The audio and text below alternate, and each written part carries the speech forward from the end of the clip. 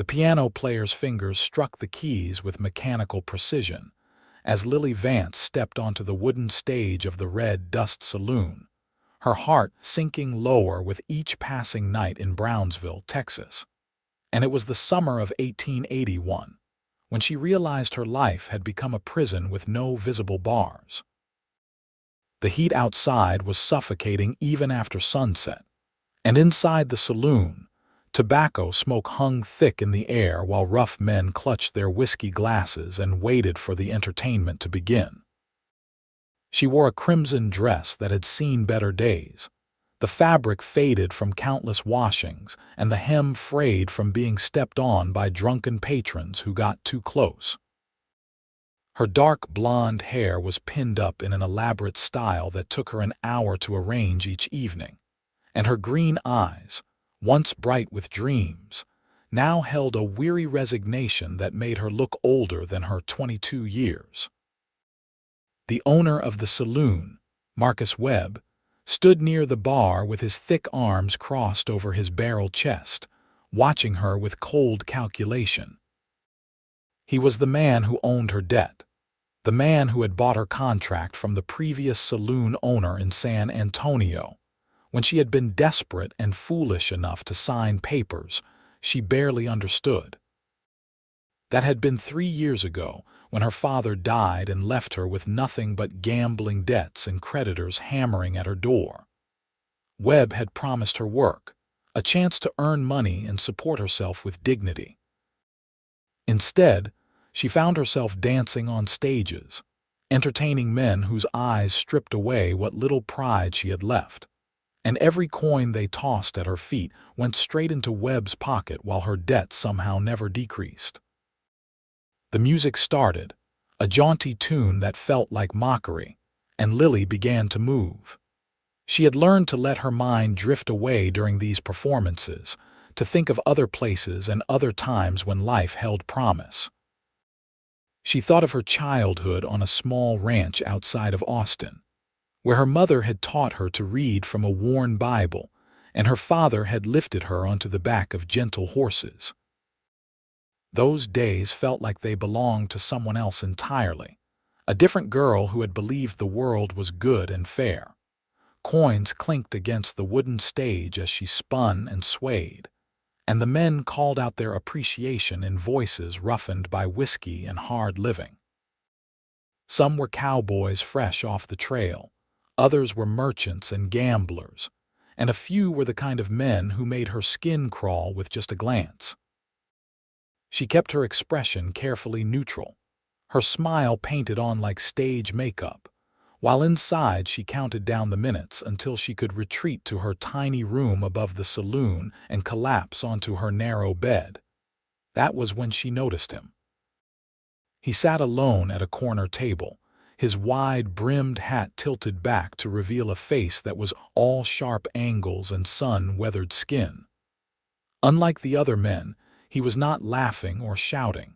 He simply watched her with an intensity that made her falter in her steps. His eyes were a startling blue, the color of the sky on a clear winter morning, and they held something she had not seen in a very long time: respect. Not pity, not desire, but genuine respect, as though he saw her as a person rather than a spectacle. Lily finished her dance and hurried off the stage, gathering the scattered coins as Webb's hired man, a brutish fellow named Pike, watched to make sure she collected every penny. Her hands trembled slightly as she deposited the money into the leather pouch Webb kept behind the bar. She could feel the stranger's eyes still on her, and it made her nervous in a way that had nothing to do with fear.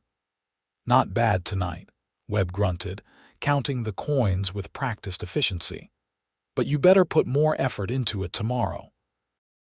The cattle drive comes through and those boys will have money burning holes in their pockets."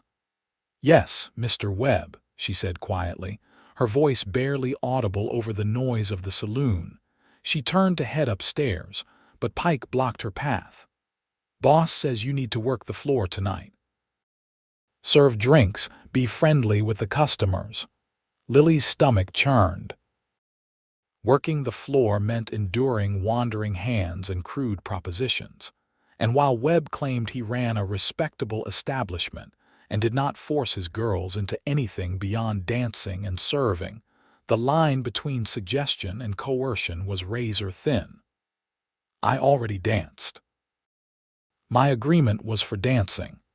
Your agreement is whatever the boss says it is, Pike said, his breath reeking of onions and rot-gut whiskey. Now get out there. She had no choice. She never had a choice.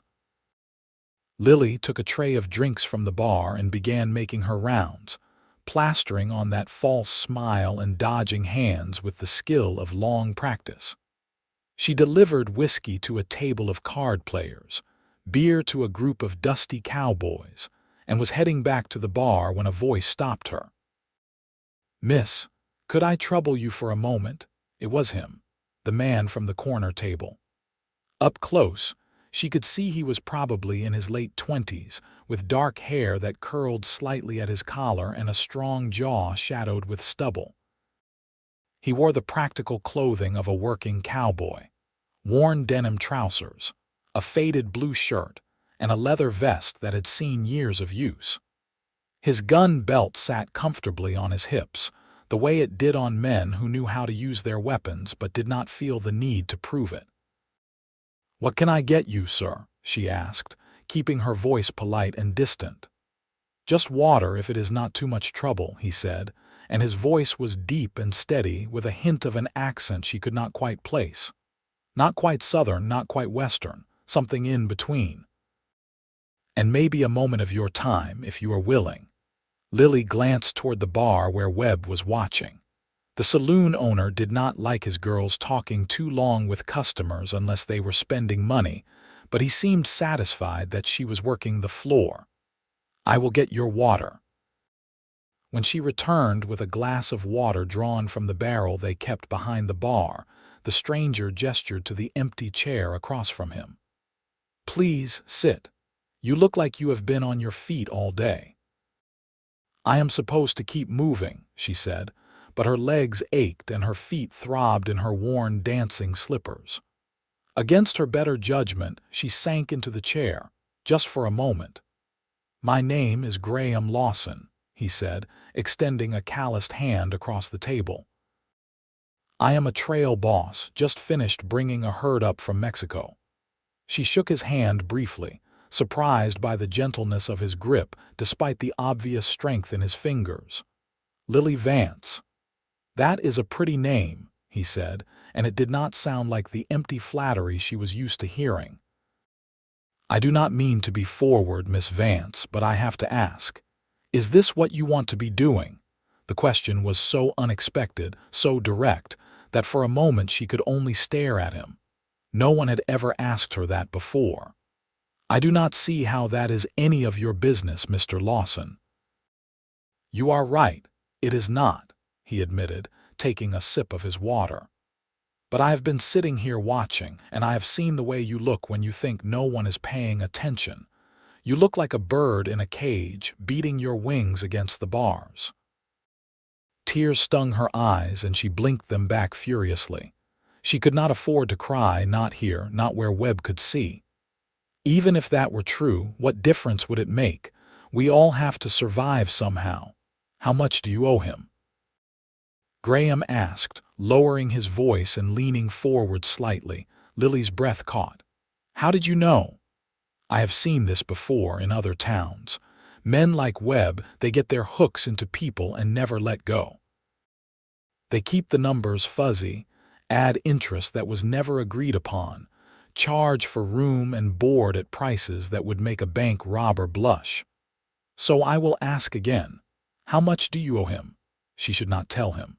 She should stand up and walk away and forget this conversation ever happened. But something about Graham Lawson made her want to believe in possibilities again. "He says it is $1,500. I have been working here for 3 years and somehow it never goes down." Graham's jaw tightened, and she saw anger flash in those blue eyes. "That is highway robbery." "That is my life," she said bitterly. "And unless you have $1,500 you are willing to part with, I do not see how this conversation helps anyone." He was quiet for a long moment, studying her face as though memorizing every detail.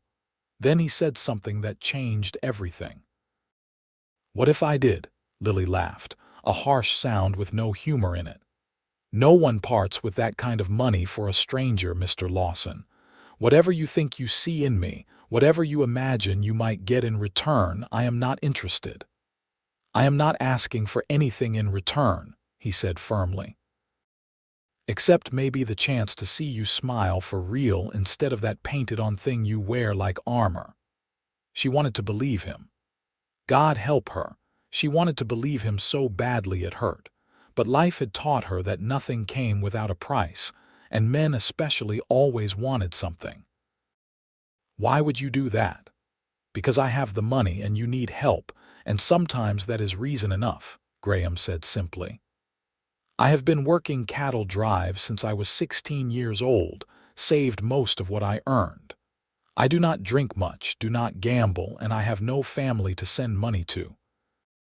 I have been looking for something worthwhile to spend it on, and I cannot think of anything more worthwhile than helping someone find their freedom." Lily's heart was pounding so hard she thought it might burst from her chest. "You do not even know me." "Then maybe you could let me get to know you," he said gently. "After you are free of this place." Before she could respond, Webb's voice cut across the saloon.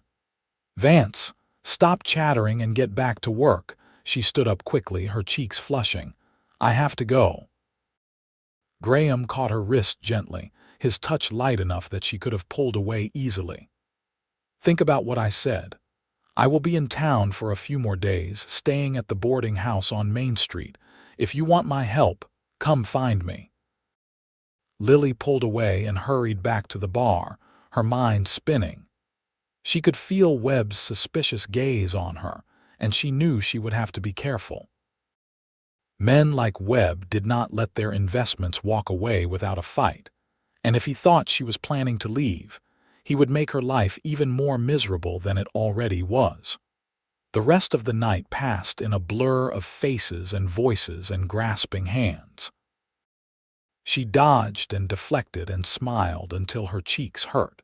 And when the saloon finally closed in the early hours of morning, she climbed the narrow stairs to her room with legs that felt like lead. The room was barely bigger than a closet, with space for a narrow bed, a washstand, and a small trunk that held all her worldly possessions. She sank onto the bed without bothering to undress, staring at the ceiling and thinking about Graham Lawson's offer. It had to be too good to be true. Men did not hand over $1,500 out of the goodness of their hearts, especially not to women they had just met. And yet, there had been something in his eyes, something honest and straightforward that made her want to take the risk. Sleep was a long time coming, and when it finally arrived, it brought dreams of open spaces and freedom. The next morning, Lily woke to harsh sunlight streaming through her small window and the sounds of the town coming to life below. Her body ached from the previous night's work, but she forced herself up and washed her face in the basin of water on the washstand. The water was lukewarm and slightly stale, but it helped clear her head. She dressed in her day clothes, a simple brown skirt and white blouse that were respectable enough for walking around town, and pinned her hair into a simple bun. Webb did not like his girls leaving during the day without permission, but she had learned that if she timed it right, she could slip out while he was still sleeping off the previous night's drinking. She moved quietly down the stairs, careful to avoid the creaky step halfway down, and made it out onto the street without anyone stopping her. Brownsville was already bustling with activity. The town sat near the Mexican border, and it had a wild, rough quality that came from being a crossroads for cattle drives, trade, and trouble. The main street was wide and dusty, lined with false-fronted buildings that housed everything from dry goods stores to gambling halls. Women in bonnets hurried along the wooden sidewalks, careful to lift their skirts above the dust, while men on horseback and wagons rolled past in both directions. Lily made her way to the boarding house Graham had mentioned, her heart pounding with a mixture of hope and terror. The building was a neat two-story structure painted white, with a covered porch and rocking chairs where guests could sit and watch the street. She hesitated at the bottom of the steps, her courage faltering. What was she doing? She did not know this man. He could be a liar, a con artist, or worse. But then she thought about last night, about the way he had looked at her with respect, and she climbed the steps before she could change her mind. The landlady who answered her knock was a plump woman in her 50s with kind eyes and flour dusting her apron. "Can I help you, dear?" "I am looking for Graham Lawson," Lily said, her voice barely above a whisper. "Is he staying here?" "He is indeed. Hold on just a moment." The woman disappeared back into the house, and Lily waited on the porch, her hands twisting together nervously. When Graham appeared, he looked freshly shaved and well-rested, his hair still damp from washing. His eyes lit up when he saw her, and he stepped out onto the porch, closing the door behind him. "Miss Vance, I was not sure you would come." "I am not sure I should have," she admitted. "But I could not stop thinking about what you said." "Let us take a walk," he suggested. "We can talk more privately." They walked to the edge of town where the buildings gave way to scrubland and the Rio Grande glinted in the distance. The morning air was already warm, promising another scorching day, but a slight breeze from the river made it bearable. Graham did not try to take her arm or stand too close, respecting her space in a way that made her feel safer. "I meant what I said last night," he began. "I have $1,500 and I am willing to pay off your debt to Webb, no strings attached." "There are always strings," Lily said, unable to keep the bitterness from her voice. "Men do not do things for nothing." "You are right that most people want something in return," Graham acknowledged. "But I am not asking you to marry me or work for me or anything else. Once you are free of Webb, you can do whatever you want. Go wherever you want. I will not try to stop you or control you." Lily studied his face, searching for deception and finding none. "Why, though? Why me?" Graham was quiet for a moment, gazing out at the river. 5 years ago, I had a sister. Her name was Mary, and she was the kindest person I ever knew. She fell in love with a man who seemed charming at first, but after they married, he showed his true colors. He was cruel and controlling, and he ran up debts, and then made her work them off in ways that destroyed her spirit. By the time I found out what was happening and came to help her, she had already taken her own life. She could not see any way out, and I was not there to show her one. Lily's heart clenched with sympathy. "I am so sorry." "I swore after that I would never stand by and watch someone suffer if I had the power to help," Graham continued, his voice rough with emotion. "When I saw you last night, you reminded me of her. Not in looks, but in that expression of trapped desperation. I cannot bring Mary back, but maybe I can help you find the freedom she never got." Tears spilled down Lily's cheeks, and she did not try to stop them. "What if Webb will not accept your money? What if he refuses?" "Then we will find another way," Graham said firmly. "Men like Webb understand money. If I offer him cash, he will take it, and if he does not, well, I can be very persuasive when I need to be." There was steel beneath his gentle manner, and Lily realized that Graham Lawson was not a man to be trifled with. "If you do this, if you really pay my debt, I do not know how I could ever repay you." "I already told you, I do not want repayment," he said. "But if you feel like you owe me something, then just promise me you will make the most of your freedom. Find something that makes you happy.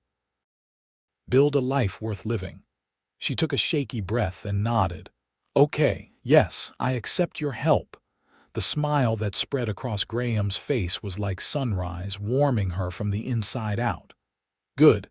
Let us go talk to Webb right now while you have your courage up." They walked back to the Red Dust Saloon together, and this time Lily did not flinch when Graham offered his arm. The saloon was closed during the day, but Webb lived in rooms at the back, and they found him in his office, a cramped space that reeked of cigar smoke and greed. He looked up from his ledger when they entered, his eyes narrowing at the sight of Lily with a man he did not know. "Vance, you know better than to bring customers back here during the day," Webb growled. "I am not a customer," Graham said before Lily could speak. "My name is Graham Lawson, and I am here to settle Miss Vance's debt." Webb leaned back in his chair, a slow smile spreading across his fleshy face. "Is that so? And what business is it of yours?" "That is between Miss Vance and myself," Graham said evenly. "You claim she owes you $1,500. I have the money right here." He pulled a thick envelope from his vest pocket and set it on the desk. "Count it if you like. It is all there." Webb's eyes gleamed with avarice as he reached for the envelope, but then he paused. "Actually, I need to correct you. Miss Vance owes me $2,000. Interest has accrued, and there is the matter of her room and board for this current month." Lily gasped. "That is not what you told me. You said $1,500 just last week." "Costs add up," Webb said with a shrug. "You want to leave. It is going to cost $2,000. Graham's expression did not change, but Lily felt the tension radiating from him. "That is an interesting development, Mr. Webb. Tell me, you have a contract that specifies these interest rates and charges?" "Something in writing that Miss Vance signed." Webb's smile faltered slightly. "We have an understanding." "I see. So no written contract, just your word about what is owed," Graham said. "That puts us in an interesting position. Because without a written contract, Miss Vance could simply walk out that door right now, and there is not much you could do about it. You could try to claim she stole from you, but I think we both know the law does not look kindly on men who trap women in debt servitude without proper documentation." The temperature in the room seemed to drop. Webb stood up slowly, his bulk intimidating in the small space. "You threatening me, Cowboy?" "I am stating facts," Graham said calmly. "But I am a reasonable man, and I am willing to overpay to avoid trouble. I will give you $1,700, right now, cash in hand. That is $200 more than the original amount Miss Vance agreed to, and we can all walk away from this situation peacefully. Or you can push for more, and I will take my money and Miss Vance will walk out that door anyway, and you will get nothing. Your choice." The two men stared at each other, and Lily held her breath. Webb was not a smart man, but he was greedy, and she could see him doing the calculations in his head. Finally, he snatched the envelope from the desk and counted out the bills. $1,700, and she takes nothing from this saloon that I paid for. No dresses, no nothing." "The dresses were part of my work," Lily protested. "You did not pay for them, you took the cost out of my earnings." $1,700, and she keeps her personal belongings and the clothes she is wearing right now," Graham said. "That is my final offer." Webb counted out more bills from the envelope, his face red with barely suppressed anger. When he was satisfied, he threw the envelope back on the desk with the remaining money. "Fine. Get out of my saloon, both of you. And Vance, if I ever see you again, you will regret it." Graham picked up the envelope and put it back in his pocket, then took $1,700 from his money belt and dropped it on Webb's desk. "Pleasure doing business with you. Come on, Miss Vance." Lily's legs felt weak as they climbed the stairs to her room one last time. She gathered her few possessions: a change of clothes, her mother's Bible, a silver locket that had belonged to her grandmother, and a few other small treasures. Everything fit into a canvas bag that had seen better days. When she came back down, Graham was waiting by the back door, his hand resting casually on his gun belt. Webb was nowhere to be seen, but Pike watched them from the shadows with hostile eyes. They did not speak until they were back out on the street, and then Lily's knees buckled. Graham caught her before she fell, his strong arm steadying her. "Easy there. You are all right. You are free." "I cannot believe that just happened," she whispered. "I cannot believe you really did that." "Believe it," he said gently. "Now, let us get you somewhere safe while you figure out what you want to do next." He took her back to the boarding house, where the kind landlady, Mrs. Patterson, offered Lily a room at a price she could actually afford with the money Graham had left from their negotiation with Webb. The room was small but clean, with a real bed that did not sag in the middle and windows that looked out over a garden. It was the nicest place Lily had stayed in years, and she sank onto the bed with a feeling of disbelief. That evening, Mrs. Patterson invited both of them to dinner with the other boarders, and Lily found herself at a proper table with proper food for the first time in ages.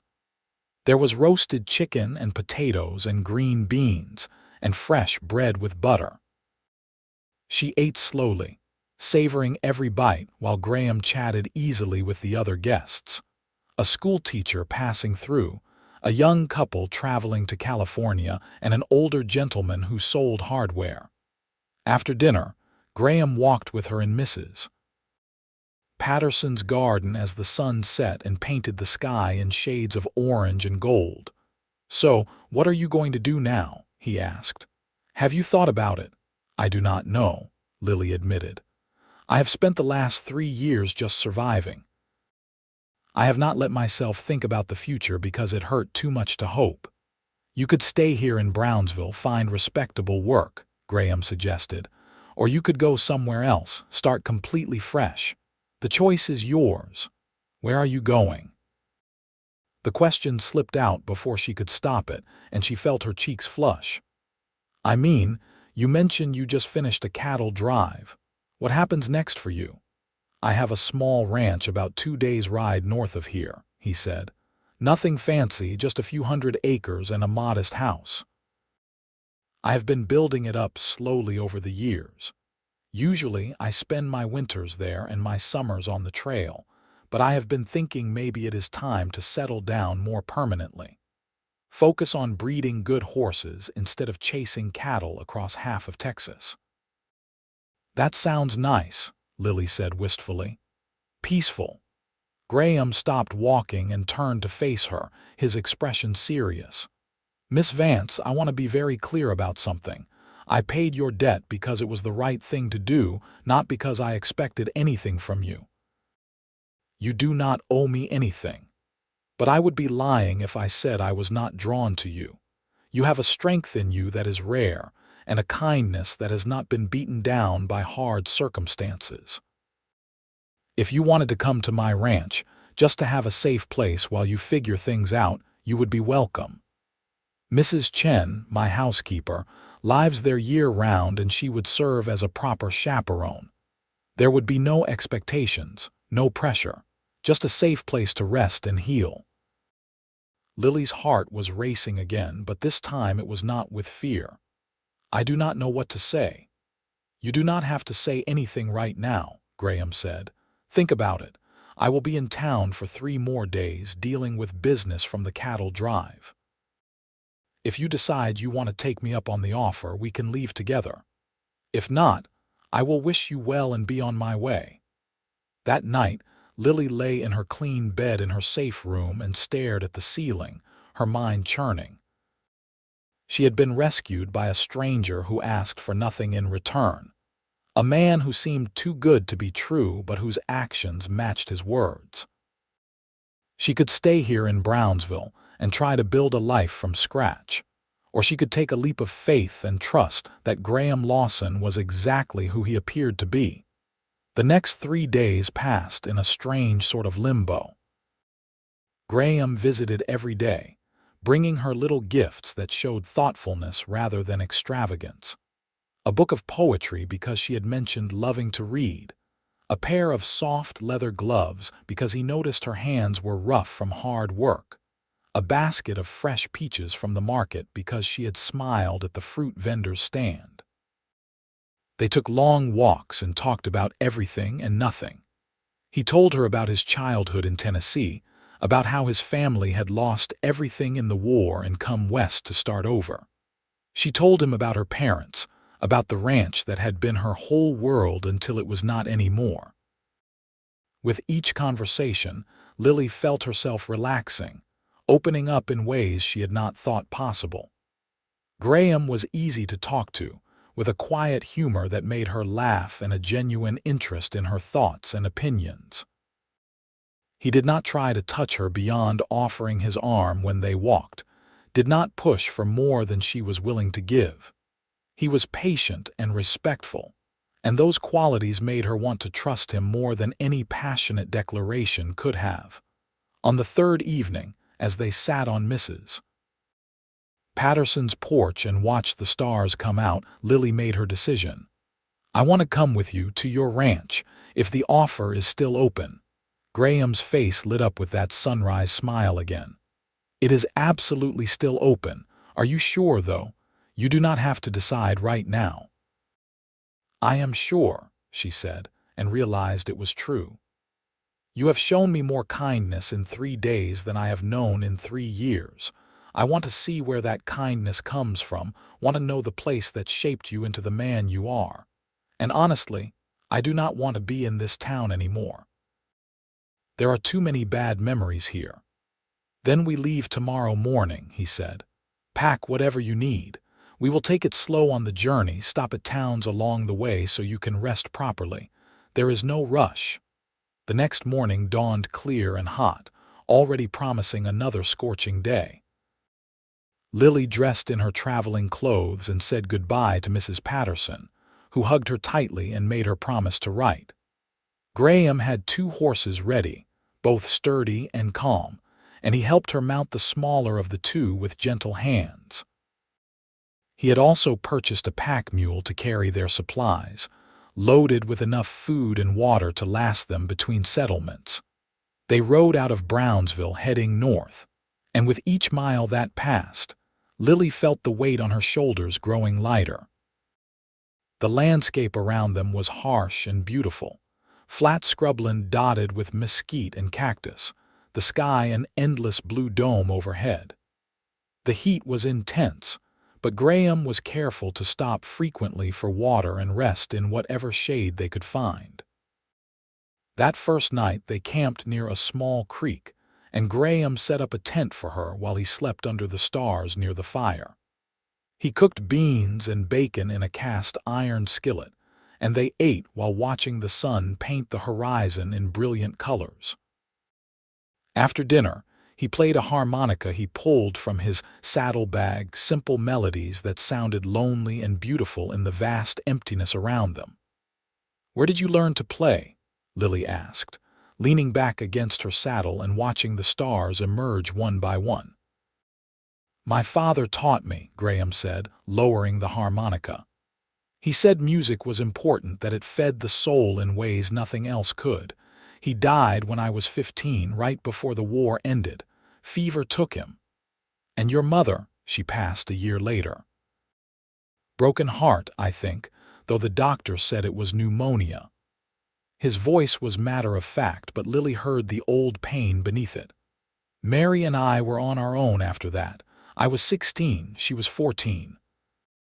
I got work on ranches, doing whatever they needed, and Mary kept house and tried to make us feel like we still had a home. When she was 19, she met Thomas and thought she had found her future. Instead, she found her end." Lily reached out and touched his hand gently. "I am sorry you lost her. But I think she would be proud of what you did for me. You honored her memory." Graham turned his hand to clasp hers, his grip warm and strong. "I hope so. I think about her every day, wonder what kind of life she would have had if things had been different. That is why I could not walk away when I saw you in that saloon. I had to at least try to make a difference." They sat there in companionable silence, hands linked, watching the fire burn down to embers. When Lily finally retreated to her tent, She lay awake for a long time, thinking about the man sleeping outside and the strange twist of fate that had brought them together. She was starting to understand that what she felt for Graham was more than gratitude. There was something deeper growing, something that both excited and terrified her. The journey took 4 days instead of 2 because Graham insisted on taking it easy and making sure Lily was comfortable. They stopped in small towns along the way, staying in boarding houses where Lily could have a proper bed and hot meals. Graham was always the perfect gentleman, never presuming or pushing, and his patience made her feel safe in ways she had not known she needed. On the afternoon of the 4th day, they crested a low rise and Graham pointed ahead. There it is, home. The ranch spread out before them in a shallow valley, protected on 3 sides by rocky hills. The main house was built of adobe and wood, with a covered porch that wrapped around 2 sides. It was not large, but it looked solid and well-maintained. There was a barn with a corral attached, several outbuildings, and what looked like a vegetable garden beside the house. The whole property had an air of quiet prosperity, the kind that came from hard work and careful planning rather than luck or inheritance. As they rode down toward the house, a figure emerged from the barn. A small Chinese woman in her 40s, wearing practical trousers and a long tunic. Her face broke into a wide smile when she saw Graham, and she hurried forward, speaking rapidly in a language Lily did not understand. Graham dismounted and embraced the woman warmly, responding in what Lily assumed was Chinese. Then he switched back to English and gestured to Lily. "Mrs. Chen, this is Miss Lily Vance. She is going to be staying with us for a while. Lily, this is Mrs. Chen. She keeps this place running and makes the best dumplings in Texas." Mrs. Chen's English was accented but clear. "Welcome, Miss Vance. Any friend of Graham is welcome here. Come, come. You must be tired from travel. I prepare room for you." Lily climbed down from her horse with Graham's help, her legs stiff from days of riding. Mrs. Chen bustled her into the house while Graham took care of the horses, and Lily found herself in a home that was simple but comfortable. The main room served as kitchen and living area, with a stone fireplace at one end and a sturdy table surrounded by chairs. Doors led off to what she assumed were bedrooms, and stairs at the back led up to what was probably a loft. "You sleep here, Mrs. Chen said, opening a door to reveal a small bedroom with whitewashed walls and a bed covered in a colorful quilt. This was Mary's room. Graham keep it ready, always hoping she come visit, but she never did, and now she never will. Maybe you bring life to it again, yes." Lily touched the quilt gently, thinking about the sister Graham had lost. "It is lovely. Thank you, Mrs. Chen." "You call me May," the older woman said with a smile. "Mrs. Chen too formal for friends. Now you rest and I make dinner. Graham say you like chicken, so I cook chicken tonight." That evening, the 3 of them ate together at the big table, and Lily learned that May had come to Texas with her husband 20 years ago, fleeing violence in their homeland. Her husband had died in an accident on the railroad, and Graham's father had given her work and a place to stay when no one else would hire a Chinese widow. She had been with the family ever since, and she clearly considered Graham the son she had never had. The conversation flowed easily, and Lily found herself laughing for the first time in years, real laughter that came from joy rather than nerves. After dinner, Graham showed her around the property in the fading light, pointing out the different areas. The barn where he kept his breeding stock, the chicken coop that provided eggs, the well with its clear, cold water.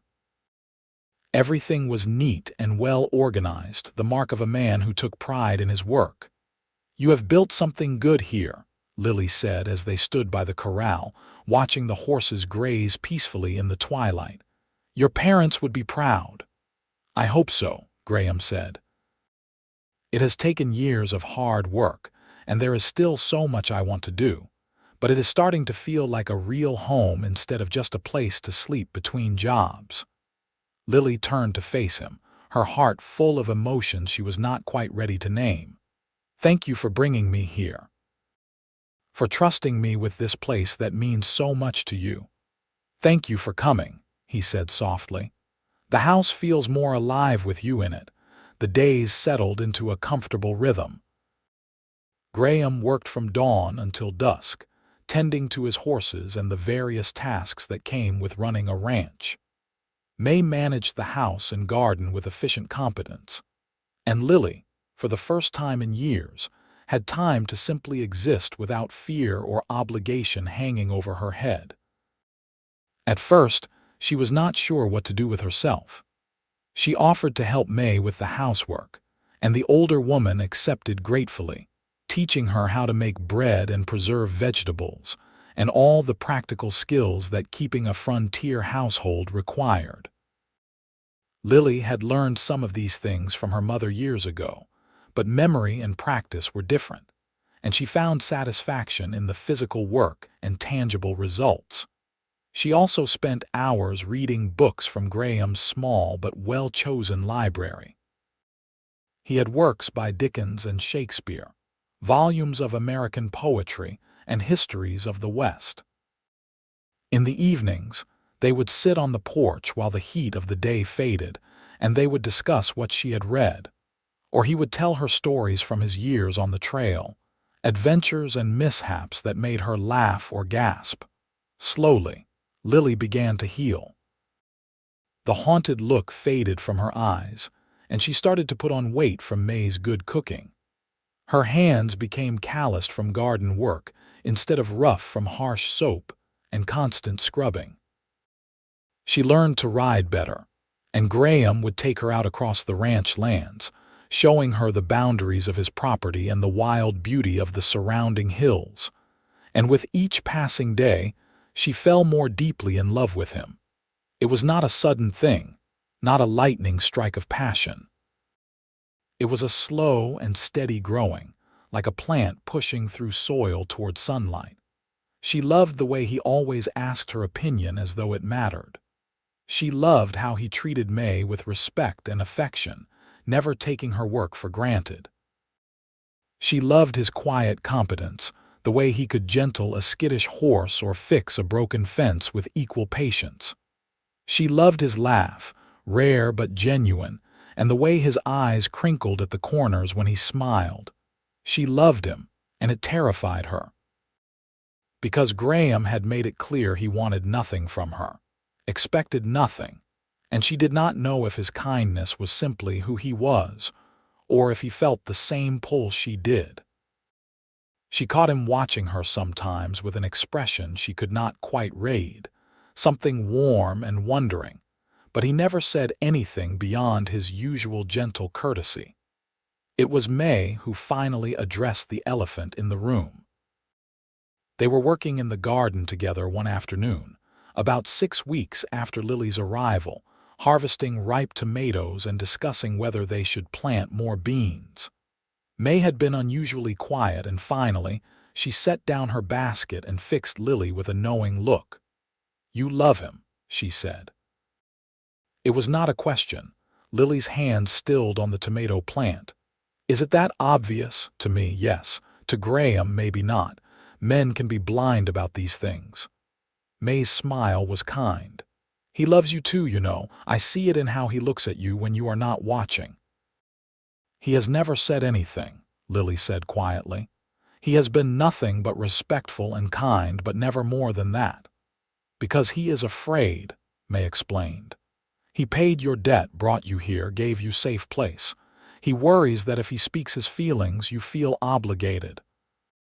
He does not want you to be with him because you think you owe him. He wants you to choose him because you want him." Lily sat back on her heels, processing this. "But how can I tell him without making things awkward if I am wrong?" "You are not wrong," May said firmly. "But if you need to be sure, then you must take risk. Love always requires risk.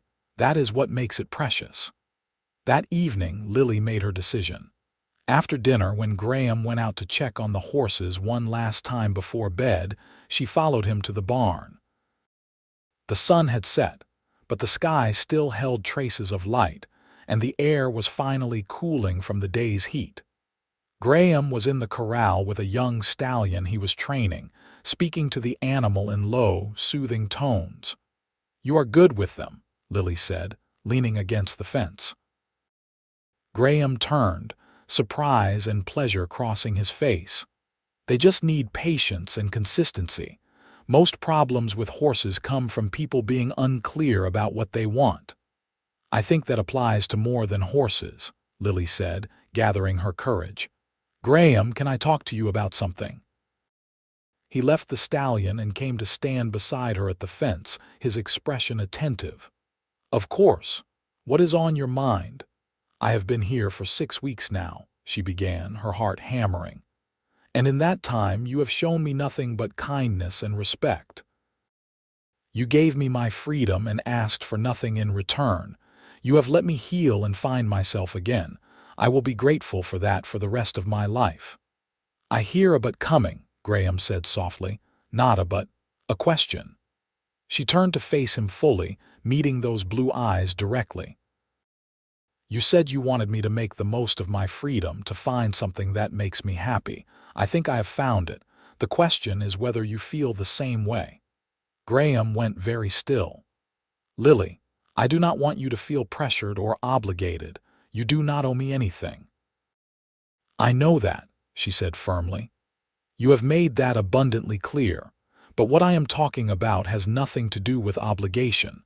It has to do with the fact that I think about you all the time, that I smile when I hear your voice, that I feel safe and cherished and valued in ways I never have before.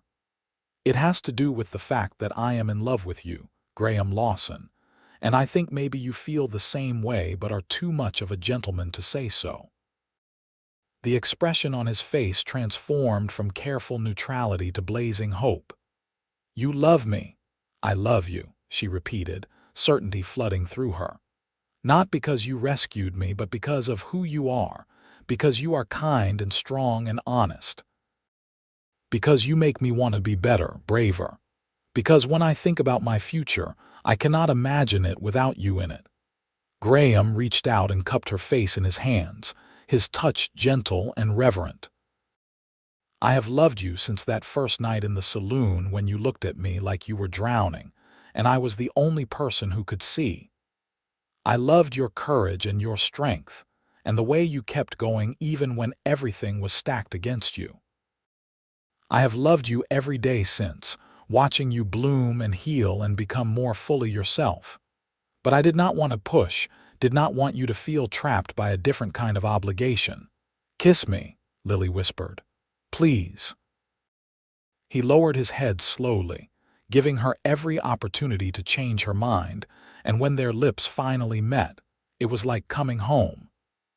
The kiss was gentle at first, tentative, and then deeper as years of loneliness and longing poured into it from both sides. When they finally broke apart, both breathing hard, Graham rested his forehead against hers. "Marry me," he said. "Not because of obligation or debt, but because I love you and want to spend the rest of my life making you happy."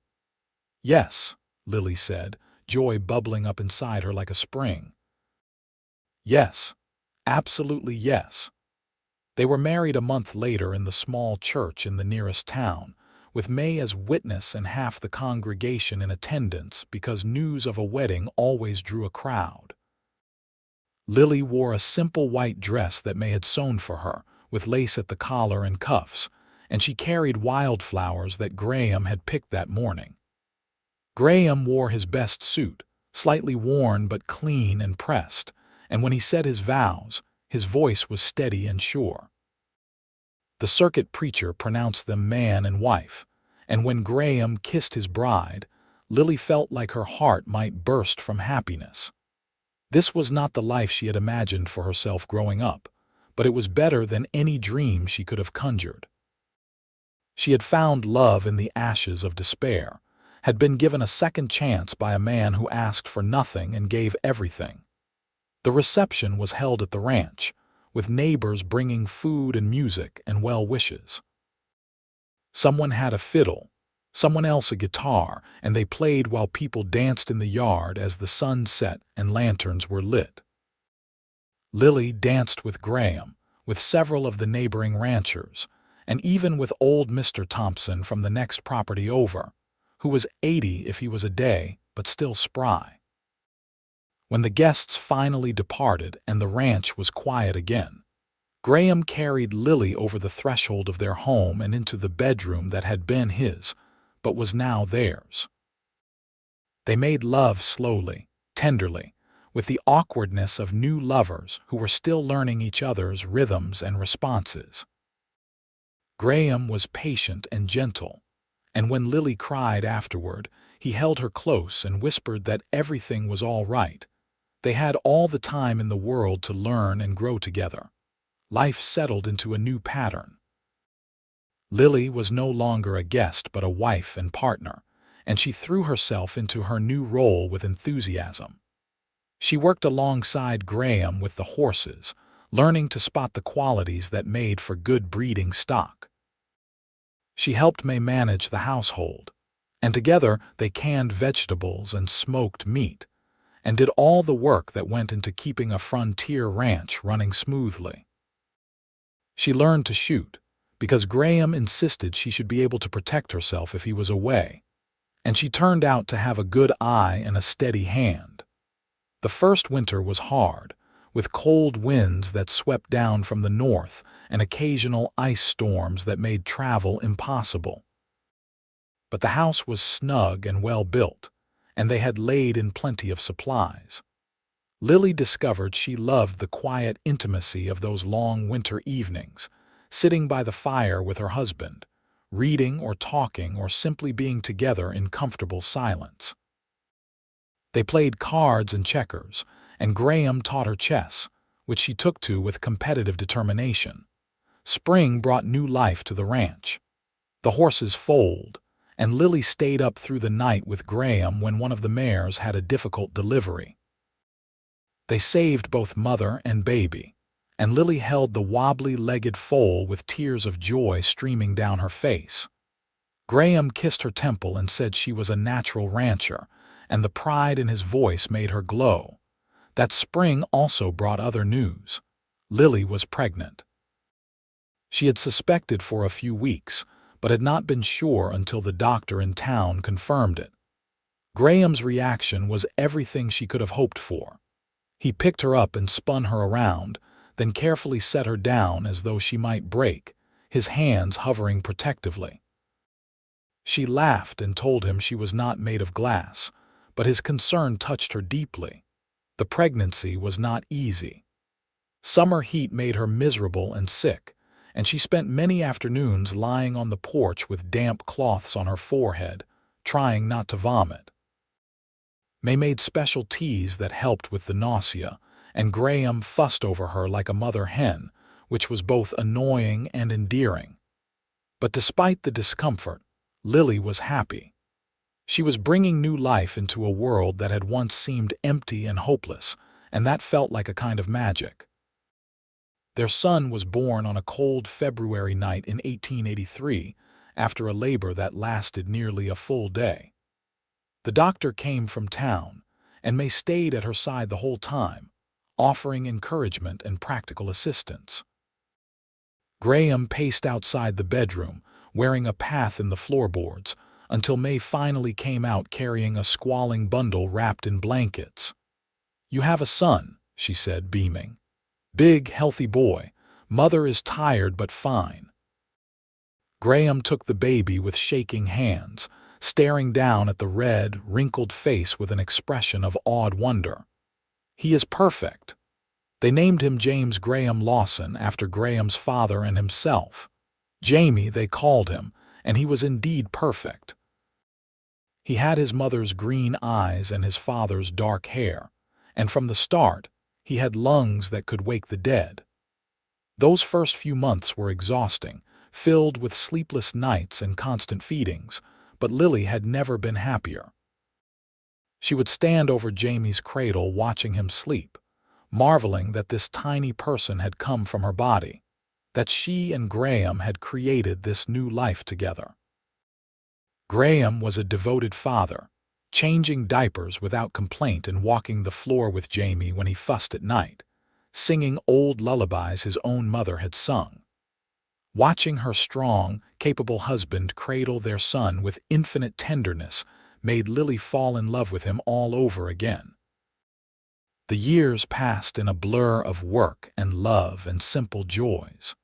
Jamie grew from baby to toddler to a sturdy little boy who followed his father everywhere, imitating his walk and trying to help with ranch chores in ways that usually created more work than they solved.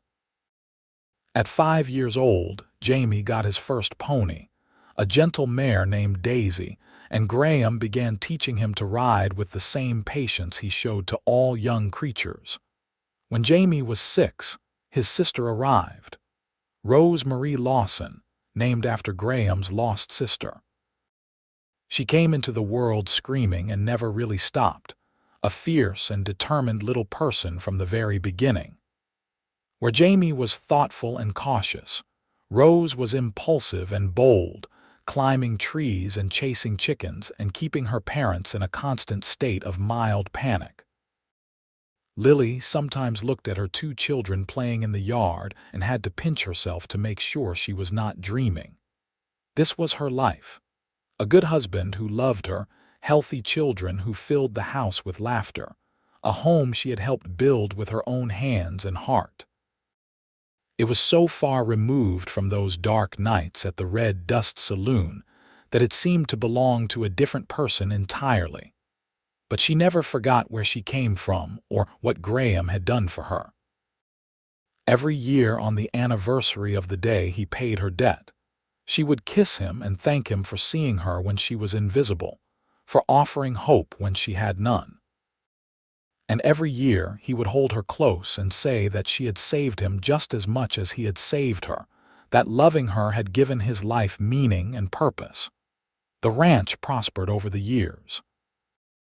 Graham's reputation as a breeder of fine horses grew, and buyers came from as far away as San Antonio and even New Mexico to purchase his stock. They were never wealthy, but they were comfortable, with enough to meet their needs and save for the future. Graham hired a few hands to help with the heavier work, good men who treated Lily with respect and became part of their extended family. May aged gracefully, her hair going completely white but her step still sprightly, and her mind sharp as ever. She doted on Jamie and Rose, teaching them Chinese words and making them special treats, and telling them stories about her homeland that were equal parts history and fairy tale. She remained in the small cottage Graham had built for her near the main house, fiercely independent even as her joints began to ache and her eyesight dimmed. When Jamie was 12 and Rose was 6, they welcomed a 3rd child, another boy they named William. By then, Lily was 34 and the pregnancy was harder than the previous 2.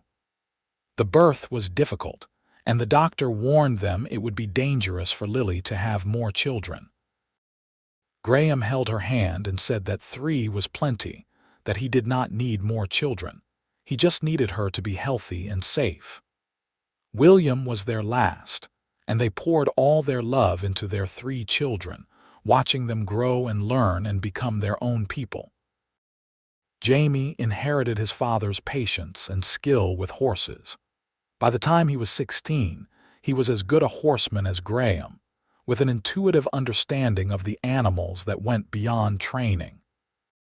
He was quiet and serious, more comfortable with horses than people, but with a good heart and a strong sense of right and wrong.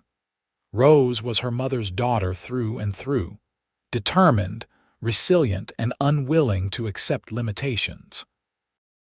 When told that girls did not do certain things, she did them anyway, climbing to the top of the barn roof to prove she could or shooting targets with better accuracy than her brothers. She drove Lily to distraction and made Graham laugh with pride, his little firecracker who would not be contained. William was the surprise, different from either of his siblings. He loved books more than horses, preferring to spend his time reading or asking questions about how things worked. He was curious about everything, from the stars in the sky to the insects in the garden, and Lily recognized herself in his hunger for knowledge. She worked hard to make sure he had access to books, and when he was old enough, arranged for him to attend a proper school in town during the winter months. Life was not without its challenges. There were droughts that made water scarce and grass sparse. There were harsh winters that killed off some of their stock. There were accidents and illnesses and the normal trials of raising children and running a ranch on the frontier. But through it all, Graham and Lily faced everything together, their love a constant foundation they could build on. When Lily turned 40, Graham threw her a surprise party, inviting neighbors and friends from miles around. There was a feast and music and dancing, and as Lily waltzed with her husband under the stars, surrounded by people she loved, she thought about the scared young woman who had danced for coins in a saloon so long ago. That woman had been trapped and hopeless, seeing no way out. But a stranger had looked at her with kind eyes and offered freedom, and that single act of compassion had changed everything. "What are you thinking about?" Graham asked, pulling her closer as the fiddle played a sweet, slow melody. "How lucky I am," Lily said honestly. "How different my life could have been." "Our lives," he corrected gently. "I am the lucky one, Lily. You taught me that healing is possible, that people can rise from ashes and build something beautiful. You gave me a family and a purpose beyond just surviving. You are the best thing that ever happened to me." She stood on her toes to kiss him, not caring who was watching. "I love you, Graham Lawson. Thank you for seeing me. Thank you for saving me. Thank you for loving me. Always," he promised, "for as long as I draw breath." The years continued to pass. Jamie married at 23, bringing a sweet-natured young woman named Emily to the ranch. They built a house on the far edge of the property and started their own family, giving Lily and Graham their first grandchildren. Rose shocked everyone by becoming a schoolteacher, channeling her fierce energy into educating the children of nearby ranches and homesteads. She married at 28 to a quiet farmer who adored her spirit and never tried to dim her light. William went to university in Austin, studying to become an engineer, though he always came home for summers and holidays. May passed peacefully in her sleep at the age of 76, with Lily holding her hand and Graham sitting at the foot of her bed. They buried her on a hill overlooking the ranch, with a headstone that bore her name in both English and Chinese. The house felt emptier without her, but her influence remained in every corner, every recipe Lily made from memory, every Chinese word the grandchildren still knew. Graham and Lily grew old together, their bodies marked by time and hard work but their love unwavering. Graham's dark hair turned silver and his back sometimes ached from years of physical labor.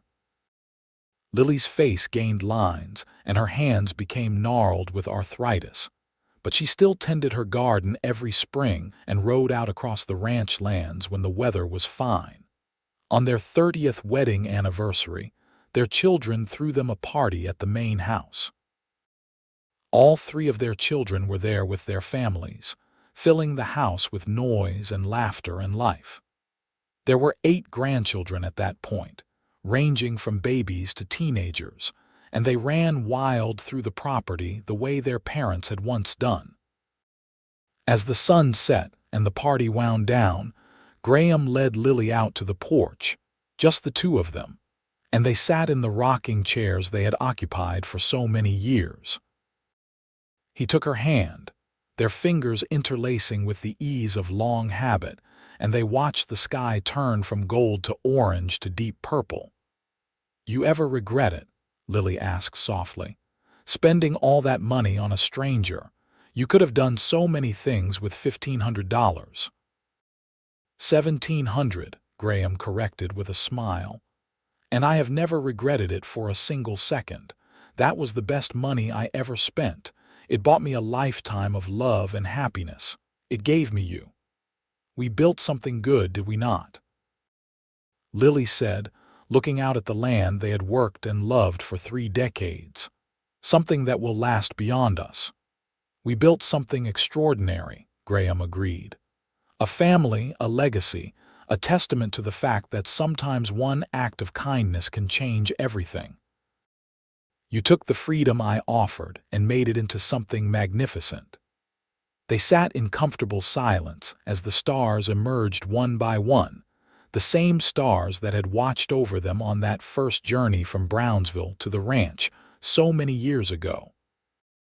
Lily thought about all the nights she had danced in that saloon, about the despair that had eaten at her soul. And she thought about the cowboy who had walked in and seen her humanity when everyone else saw only a means to an end. Life had not been easy, but it had been good. She had been given dignity when she had none, love when she felt unlovable, and hope when hope seemed impossible. And she had taken those gifts and built a life that mattered, raising children who knew their worth and teaching them to see the worth in others. As they grew even older, Graham and Lily gradually stepped back from running the ranch, handing over more responsibility to Jamie and Emily. They spent their days in quieter pursuits. Tending the flower garden Lily had expanded over the years, sitting on the porch reading or watching their grandchildren play, taking slow walks around the property, and remembering all the years that had brought them to this place. Graham was 72 when his heart began to fail. The doctor said it was simply wear and tear, the result of a life lived hard and full. He spent his final months in the house he had built, surrounded by family, still joking and telling stories even as his body weakened. Lily rarely left his side, holding his hand and reminiscing about their adventures together. The night he died was peaceful. Their children and grandchildren had all come to say goodbye, and after they left, it was just Graham and Lily in the bedroom they had shared for more than 40 years. The window was open, letting in the cool night air and the sounds of the ranch settling down for sleep. "I am not afraid," Graham said, his voice barely a whisper. "I have lived a good life, the best life, all because of you. All because of you," Lily corrected, tears streaming down her face. "You saved me, Graham. In every way a person can be saved." "We saved each other," he said, and those were his last words. He closed his eyes and took one final breath, and then he was gone, a slight smile still on his lips as though he was pleased with how everything had turned out. Lily buried him next to May on the hill overlooking the ranch. The funeral was attended by hundreds of people whose lives Graham had touched over the years. Neighbors he had helped, cowboys he had worked with, people who had bought his horses, or simply knew him as a good and decent man. The preacher spoke about his kindness and integrity, but it was Lily's eulogy that brought everyone to tears. She stood at the graveside, her voice steady despite her grief, and she told the story of how they met. She spoke about the saloon and her desperation, about the stranger who offered freedom without asking for anything in return. She talked about how Graham had given her dignity when she had none, how he had loved her not despite her past but including all of it, how he had built a life with her that was filled with purpose and joy. "He saw me when I was invisible," she said, her voice carrying across the assembled crowd. "He offered hope when I had none. He loved me when I felt unlovable, and because of him, I got to live a life beyond my wildest dreams. We raised 3 beautiful children who are raising beautiful children of their own. We built something that will last long after we are gone. And it all started because one man decided that kindness mattered, that people mattered, that giving someone a chance to start over was worth any price. She lived another 5 years without him, years that were both peaceful and achingly lonely. Her children visited often, and her grandchildren kept her young with their energy and laughter. She continued to tend her garden and sit on the porch in the evenings, though now there was an empty chair beside her where Graham should have been. She filled journals with stories about their life together, wanting to make sure future generations understood where they came from and what their grandfather had stood for. She wrote about the Wild West as it truly was, not the romanticized version of dime novels, but the real place of hardship and beauty, danger and opportunity, cruelty and kindness existing side by side. On her 80th birthday, surrounded by children and grandchildren, and even a few great-grandchildren, Lily looked around at all the life that had sprung from that single moment in a Brownsville saloon. 3 children, 8 grandchildren, and now 2 great-grandchildren, all of them carrying forward the legacy of love and kindness that Graham had started and she had nurtured. That night, after everyone had gone home, Lily sat on the porch in the darkness and talked to Graham as though he could hear her. She told him about the party and the grandchildren's antics, and how Jamie was thinking about expanding the breeding program. She told him about Rose's latest crusade for women's education, and William's new invention that might revolutionize irrigation. She told him she missed him every single day, but that she was not sad anymore, just grateful for the time they had been given. "You changed my life," she whispered into the darkness. "You gave me everything that mattered, and I hope, wherever you are, you know that your kindness had ripples that spread far and wide. Our children are good people who raise good children. They know about compassion and dignity and standing up for those who cannot stand up for themselves. They know because you showed them. You showed all of us." Lily Vance Lawson passed away peacefully in her sleep 6 months later, and they buried her beside Graham on the hill. Her children inscribed a headstone that read, "She danced for coins but found dignity. She was lost but was found. She was loved and she loved in return. A wife, mother, grandmother, and friend who proved that one act of kindness can change the world."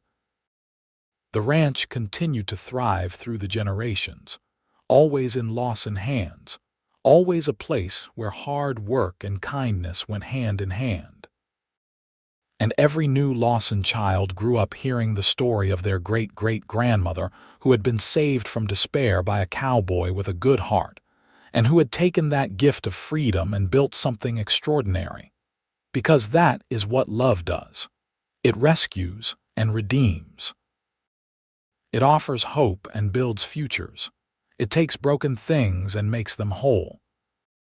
And sometimes, if you are very lucky, it starts with a stranger who sees you when you are invisible, who offers dignity when you have none, and who proves that happily ever after is not just for fairy tales but for real people brave enough to take a chance on each other.